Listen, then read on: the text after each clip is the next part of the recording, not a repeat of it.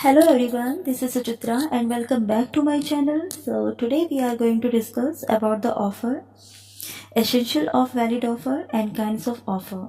This part is very important in Contract Act. So today we will discuss it in detail. So let's start. English term में proposal को offer भी कहा जाता है and section 2A of the act define N offer or proposal. Offer or proposal की जो definition है वो सेक्शन 2A में दी गई है। Section 2A of the act defines an offer or proposal as follows. When one party signifies to another his willingness to do or abstain from doing anything with a view to obtaining the assent of that other to such act or assistance, he is said to make proposal. An offer is a promise to do or abstain from doing something with the object of getting another person assent thereto. मतलब offer किसी दूसरे person की consent को obtain करने के लिए किसी act को करने या ना करने का प्रॉमिस करता है, इसी को ऑफर कहा जाता है। For example, A offer to sell his dog to B for 200 rupees, या फिर A offer not to open shop in a particular area if B gives him 50,000 rupees. यदि ए बी को ऑफर करता है कि वो 200 रुपये में अपने डॉग को बेच देगा, या फिर ये ऑफर करता है कि वो किसी पर्टिकुलर एरिया में शॉप ओपन नहीं करेगा यदि बी उसको 50,000 रुपीज पे कर दे तो ये ऑफर कहलाता है। One party makes a definite offer to the other party and that the other party accept returns entirely. यानी कि जिस वे में, जिस मैटर ऑफ फैक्ट के लिए ऑफर दिया गया है, उसी मोड में ही कंप्लीटली ऑफर को एक्सेप्ट करना होता है। ठीक है, तभी वो वैलिड ऑफर कहलाता है। In simple words, it's mean an offer or proposal is a statement by the offer of he will give in return for act or promise of the offering. यानी कि ऑफर एक statement है जिसको कि offer किसी act या promise के बदले में ऑफरी को देता है। चलिए बात करते हैं एसेंशियल ऑफ वैलिड ऑफर। सबसे पहले, offer must intend to create legal relationship. इसके रिगार्डिंग इंपॉर्टेंट केस है Balfour versus Balfour, Merritt versus Merritt, Jones versus Padavatton, Rose versus Frank corporation. यानी कि ऑफर ऐसा होना चाहिए जिसमें लीगल रिलेशनशिप क्रिएट करने की इंटेंशन हो। कोई भी सोशल अरेंजमेंट या डोमेस्टिक अरेंजमेंट जो है वो ऑफर नहीं होता है, क्योंकि उसमें लीगल रिलेशनशिप को क्रिएट करने की इंटेंशन नहीं होती। तो इसीलिए एक ऑफर को वैलिड होने के लिए लीगल रिलेशनशिप का क्रिएट होना या लीगल रिलेशनशिप को क्रिएट करने की इंटेंशन होना बहुत ही इम्पॉर्टेंट है। दूसरा पॉइंट है, ऑफर मस्ट नॉट बी वेग और अनसर्टेन। ऑफर को अनसर्टेन नहीं होना चाहिए। ऑफर जिस चीज़ के लिए या जिस मैटर ऑफ फैक्ट के लिए दिया जा रहा है वो क्लियर होना चाहिए। इंपॉर्टेंट केस है इसके रिगार्डिंग भी, Lily White versus Munuswami. Third point है, a mere statement or a future offer is not offer. A mere statement or a future offer is not an offer. A mere quotation or statement of a future offer or an invitation to offer is not an offer। मतलब offer का statement देना सिर्फ या फिर future में offer देने के लिए एग्री करना ऑफर नहीं होता। ओके, सो ऑफर को स्पेसिफिक होना चाहिए। ऑफर को स्पेसिफिक होना चाहिए। ऑफर जो है पर्टिकुलर पर्सन को दिया जाना चाहिए और general can be made to the world at large.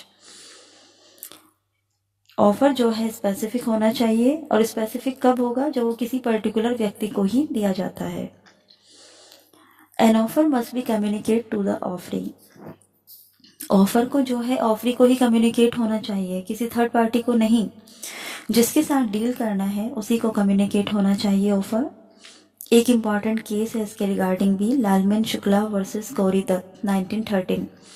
N offer must be communicated by word of mouth, by writing or by conduct. A written offer may be contained in a letter, telegram, or advertisement मतलब एक offer को by words communicate किया जाना चाहिए या writing में communicate होना चाहिए, लेटर के थ्रू, टेलीग्राम के थ्रू, एडवर्टाइजमेंट के through.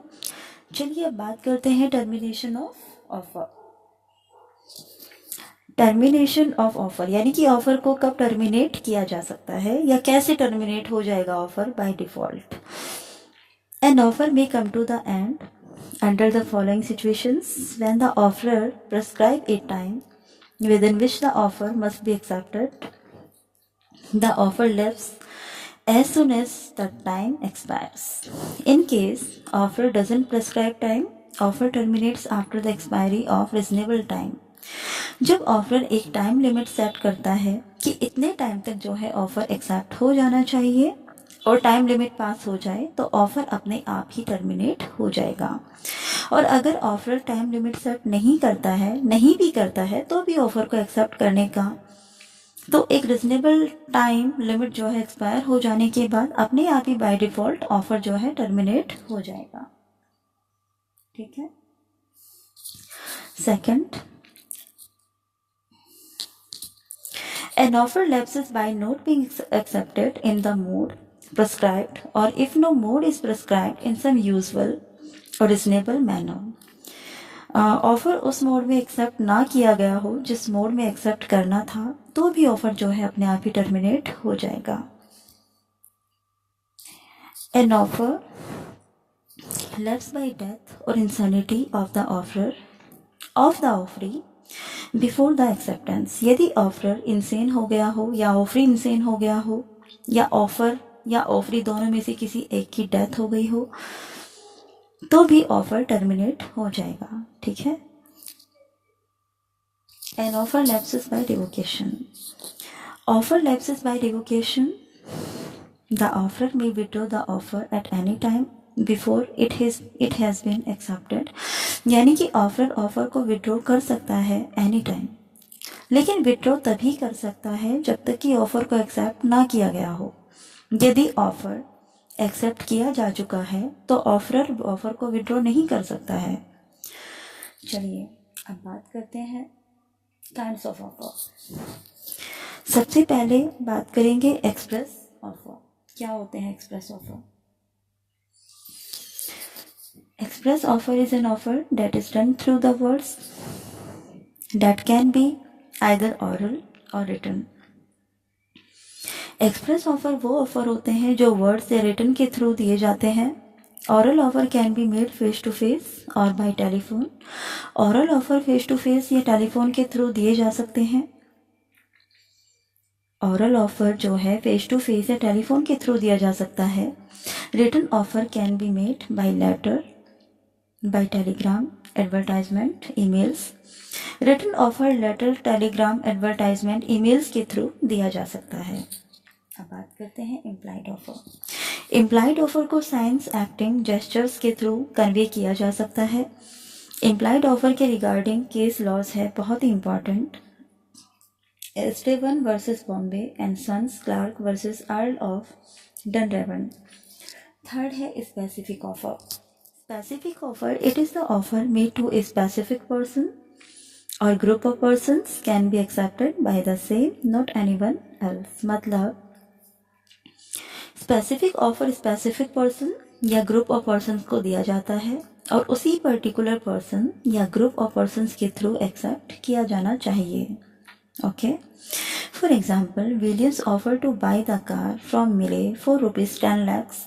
Thus, a specific offer is made to a specific person and only Millay can accept the offer. और जनरल ऑफर क्या होता है? General offer, it is offer made to a public at large, not to any particular person. ये किसी particular person को नहीं दिया जाता। It is the offer made to public at large. It can be accepted by anyone. General offer किसी particular person को नहीं दिया जाता, ये पूरी पब्लिक को ऑफ़र किया जाता है और कोई भी ऑफ़र को एक्सेप्ट कर सकता है। मान लो for example, A advertise in newspaper that's whoever find his missing son would be rewarded by $500 US. Mr. B read it and after finding the boy He called Mr. A to inform about his missing son. Now Mr. A is entitled to pay $500 to Mr. B for his reward. बहुत ही important case laws भी हैं general offer के regarding, जैसे कि Carlill versus carbolic smoke balls corporation 1893, Alvin Shukla versus Gauri सुत्रा 1913, William versus Carwardine 1833। चलिए अब बात करते हैं क्रॉस ऑफर की। क्या होते हैं cross offer? Cross offer when both parties involved make a similar offer to one another without knowing each other offer, then it is called cross offer। जब both parties एक दूसरे को बिना किसी नॉलेज के similar ऑफर करते हैं तो इसको क्रॉस ऑफर कहा जाता है। For example, X sends a email to Y to purchase his car for ₹20,000 at the same time Y unknowingly is also sending an email to X stating his desire to buy the car ₹20,000। This is the cross offer। यानी कि बिना किसी knowledge के एक दूसरे को same offer करना cross offer कहा जाता है। Number 6, counter offer.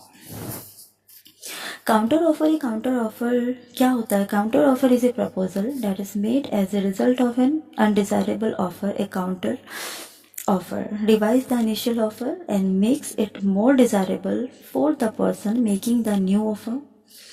An offer that provides new terms and conditions becomes a counter offer। मतलब कि एक ऑफर जिसमें new terms and conditions include कर दिया जाए तो वो काउंटर ऑफर बन जाता है।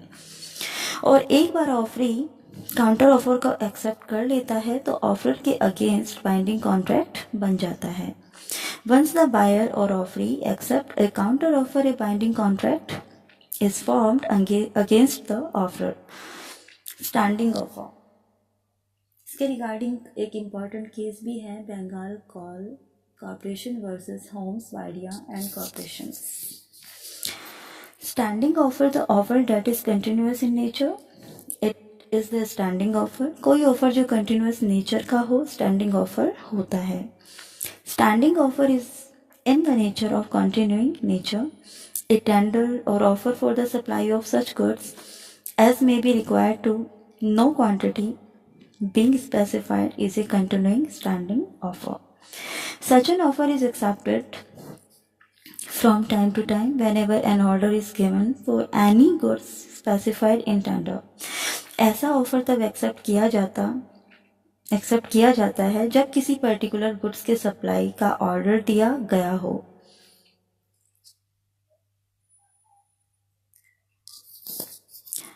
अब जैसे कि दिया गया हो, अब है invitation to an offer. When information are supply to other person or person with a view to invite him then make an offer or offers, it is called invitation to an offer. Invitation to treat, invitation to negotiate, for example catalog of goods, auction, tender। जब कोई information किसी person या persons को offer के invitation के लिए supply किया जाए, जब कोई इंफॉर्मेशन किसी पर्सन या पर्सन्स को, ग्रुप ऑफ पर्सन्स को ऑफर किया जाए या ऑफर के इन्विटेशन के लिए सप्लाई किया जाए तो इन्विटेशन ऑफर कहा जाता है। तो कैसा लगा आपको मेरा आज का topic? Please let me know और प्लीज़ कमेंट्स कीजिए। Please do like, share and subscribe. I will upload videos on daily basis on contract. Keep watching my channel. Take care. Bye bye.